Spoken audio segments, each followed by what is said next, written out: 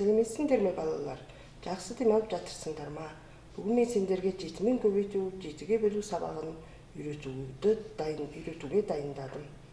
Екінші сыныпта біз көбейту кестесін көреміз. Кейбір көбейту кестесін жаттағанда қиындық тудыратындықтан көбейту кестесін тоқтататын әртүрлі тәсілдер бар. Осылардың ішінен 5-тің кестесін біз екінші сыныпта көрген аналог сағаттың бетіндегі сандарды пайдаланып 5-тің кестесін тоқтататын тәсілмен жұмыстайық. Аналог сағаты. Мынау аналог сағаттың беті екен. Аналог сағаттың саны 1 деген сағатты көрсеткен сыртында ұзын тілі 1-ге келгенде 5 минутты көрсетеді. Бұл 5-тің кестесіндегі 1 бесім 5 деген сөз. 3 дана бесім 15. Ұзын тілі 15-ке келгенде 15 минут болады. 3 сағат 15 минут болды деген сияқты оқылады. Бұлай болса, сағаттың мына көрсеткіш негізінде 5-тің кестесі болады екен. Енді барлығымыз аналог сағаттың бетін пайдаланып, 6 саны кестесін қалай есептеуге болатынын анықтайық.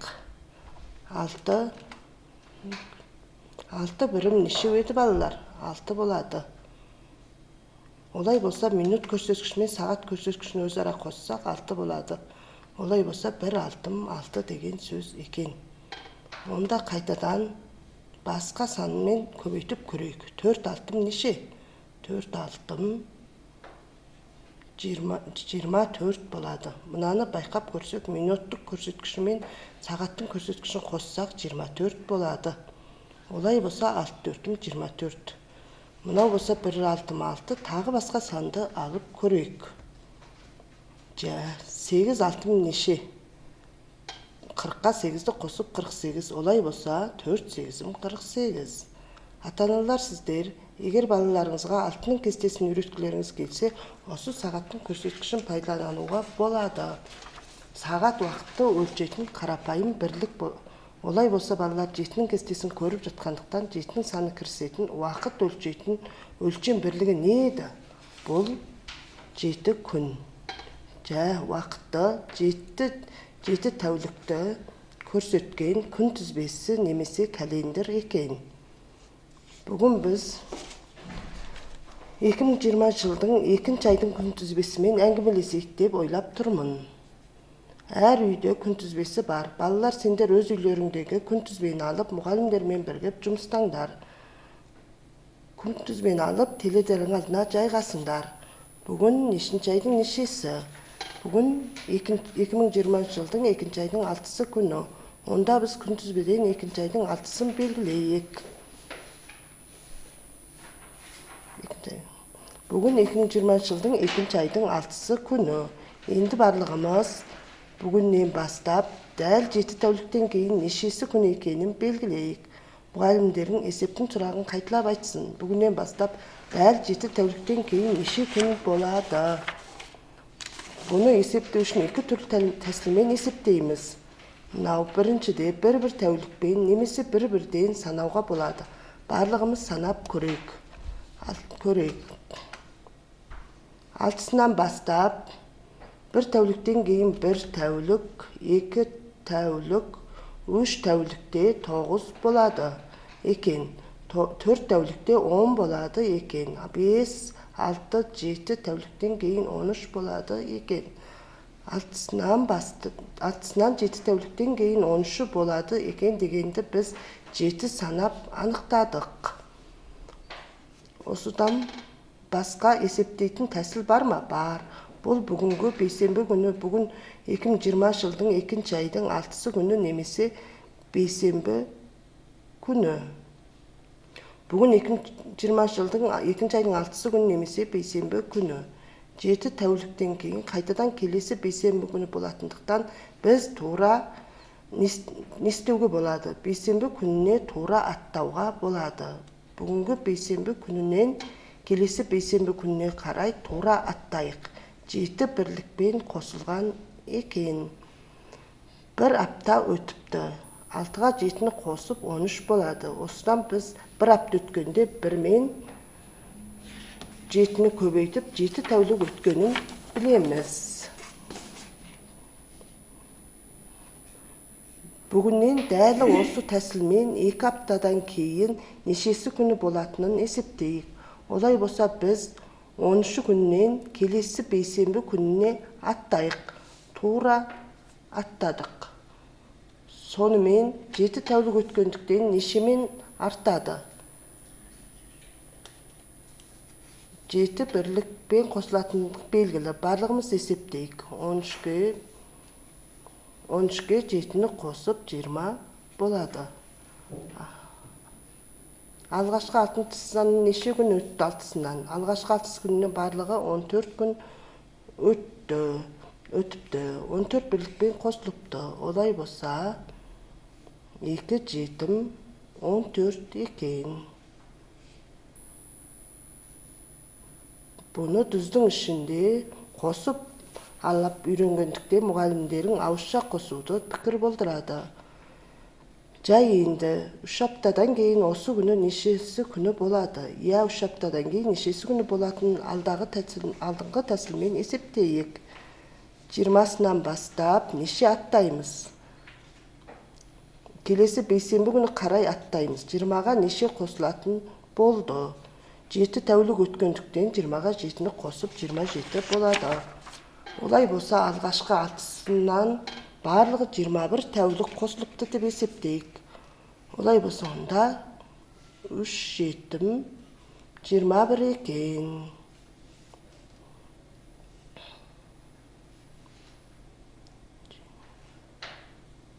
Ендеше ары қарай барлығымыз кестемен сәйкестіріп жұмыстайық. 7-нің кестесінің алғашқы саны 7 болғандықтан 7-мен қосылып отыратындықтан, себебі біз 7-нің кестесімен танысып жатқандықтан 7-ге 7-ні қосып 14, 14-ге 7-ні қосып 21. Олай болса 4 7 нешеу болады?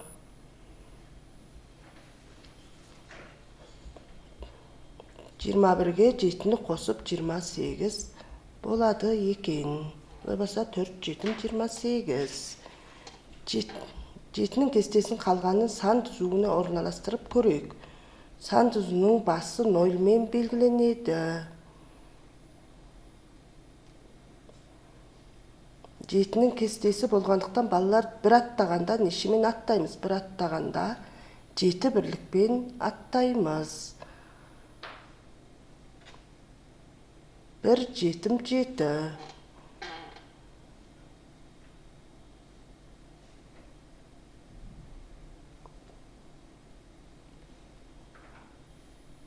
2 7 нешеу еді? 2 7 14.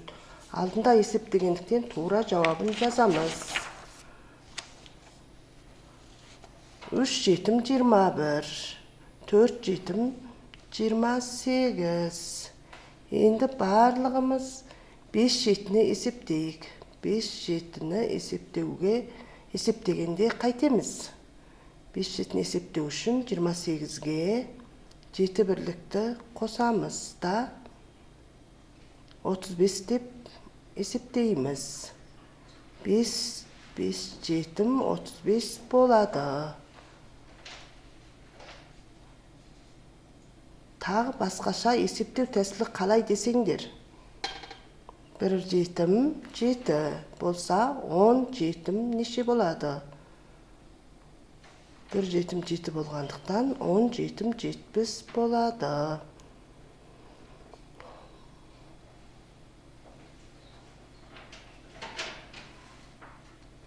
Бұл таблица жаттаудың бір тәсілі. 10-ның жартысы нешеу?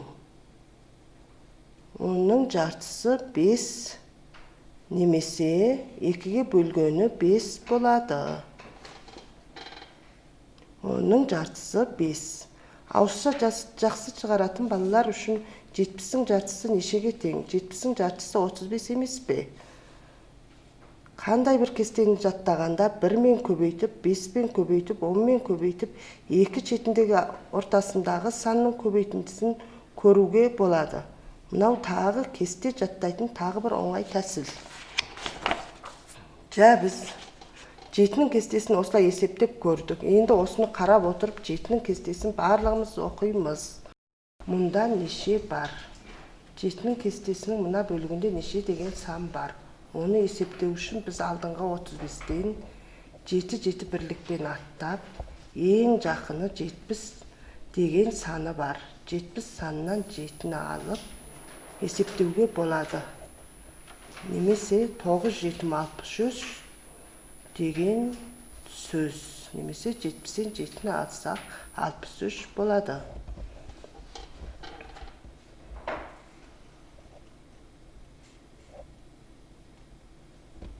Келесіде мұнда қандай сан бар екенін табайық. 35-ке 7-ні қосып 42 болады. 35-ке 7-ні қосып 42 болады. Енді мұнда тұрған санды табу оңай. Олай болса 42-ке 7-ні қосып 40 деген мән шығады.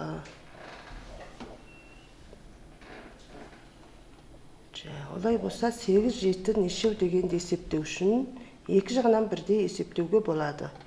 Мысалы 8-7 49-ға 7-ні қосып 56 немесе 63-тен 7-ні алып 56 деуге болады.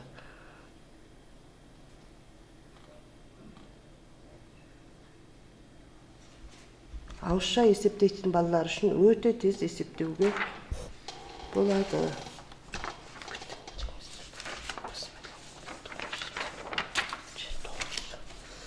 Біз 7-нің кестесін осылай есептеп көрдік. Енді осыны қарап отырып 7-нің кестесін барлығымыз оқимыз. Білесіп оқыңдар. 6-7 42, 7-7 49, 8-7 56, 9-7 63, 7-10 70 деп түсінуге болады екен. Мына кестені жалғастырып дәптерлеріңе жазыңдар. Енді біз кестені пайдаланып есеп шығарайық.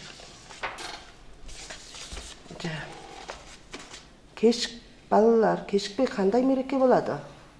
Чаған мерекесі балалар. Чаған мерекесінде үй басы мәнті түйеді. Үй басы мәнті түйіп, тоңазышқа салып қатырады. Қатырғанда сөре басына мәнтісін дізіп, сыртқа қойып қатырады. Мұнау біздің үйдің бір сөредегі дізген мәнтісі.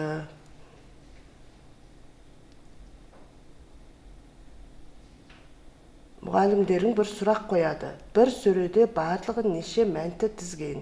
Оны есептеу үшін біз 7-нің кестесін пайдаланамыз. Пайдаланғанда біз топтаймыз. Алдымен барлығымыз алғашқы жолды көрейік.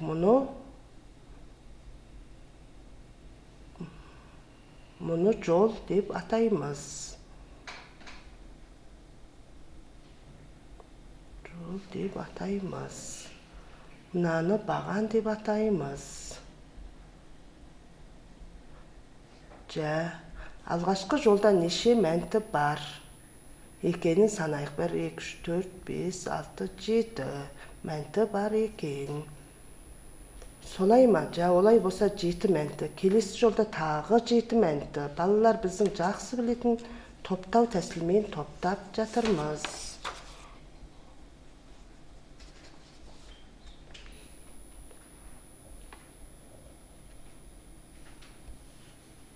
Олай болса, мұнда жолдың саны топтың саны болады. Бір топта 7 мәнті бар деп есептеп, неше топ болғанын сызайық. 1, 2, 3, 4, 5, 6,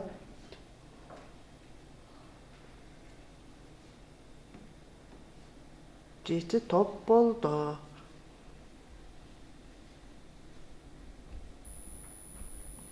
4, 5, 6 топ болды. Біз қызылмен белгілейміз. 6, 7.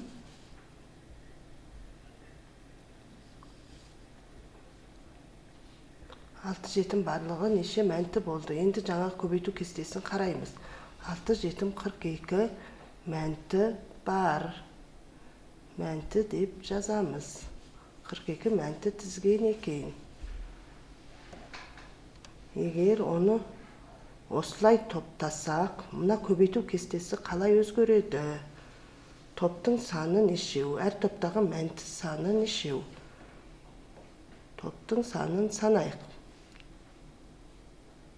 1, 2, 3, 4, 5, 6, 7 деп оны қоршап сызайық.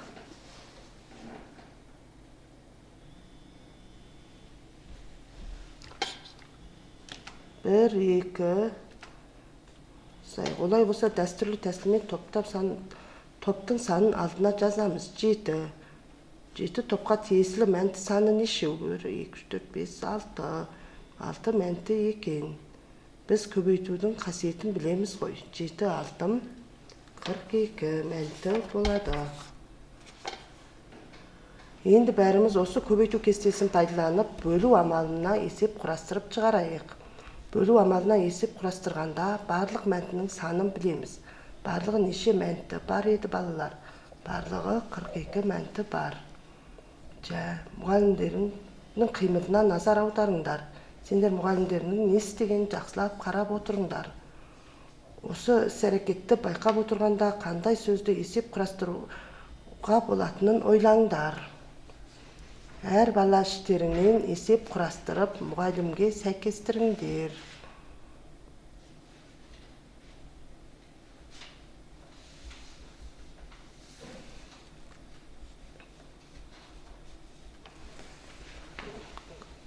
Екі мәнтіні тізіп қойдық.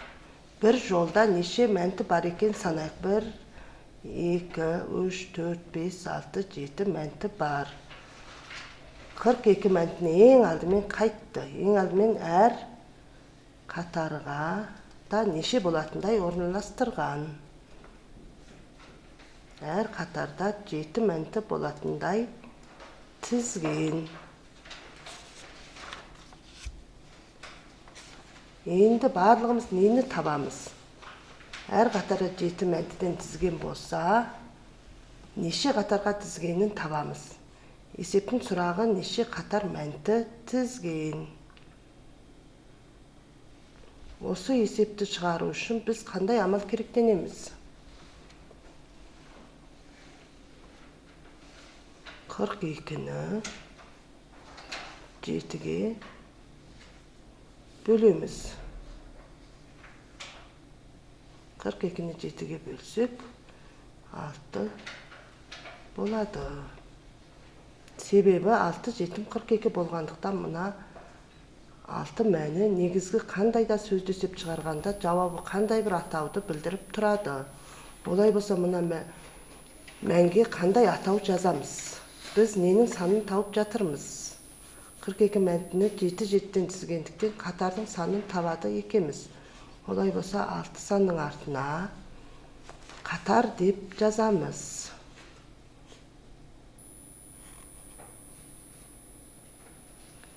Енді келесі тәсілмен есеп құрастырып шығарайық. 42 мәнтіні неше қатарға тіздік? Санайық. 1, 2, 3, 4, 5, 6. 6 қатарға тізген екенбіз. Енді біз бір қатардағы мәнтінің санын табамыз. Онда қалай есеп құрастырсақ болады? 42 мәнтіні 6 қатарға тіздік. Есепке қандай сұрақ қоямыз? Сұрақ түсінікті. Әр қатарға неше мәнтіден тізген?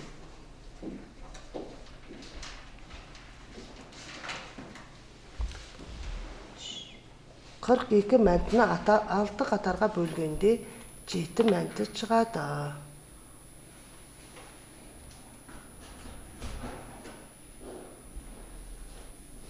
Мұғалімдерін 7 мәнті деп алдын ала айтып қойды. Bir қатарға 7 мәнті тізгендіктен 7 мәнті деп жазамыз.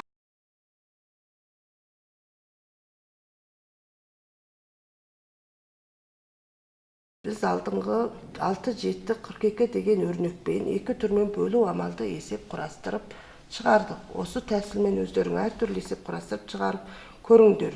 Бүгінгі сабағымыз осымен аяқталды. Оқулықтың 80-81 беттегі есептермен жұмыстаңдар. Ата-аналар балаларыңызға көмектесіңіздер. Сау болыңыздар.